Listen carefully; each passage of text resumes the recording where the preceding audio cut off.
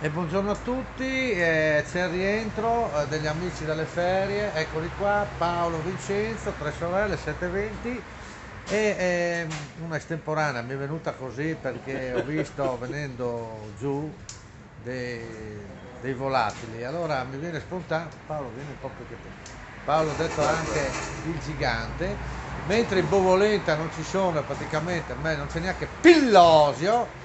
Comunque mi diceva che c'era questa mamma che aveva tre bambini maschi, no?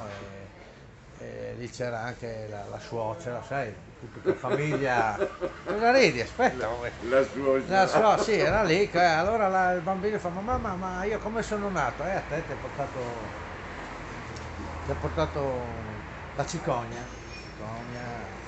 beh, grande cicogna Che bianca, cicogna. la cicogna grande. E l'altro, invece a te ti ha portato l'aquila, l'aquila perché vedi che anche sei tanto Per veloce. fortuna. E io mamma invece a te ti ha portato il cormorano.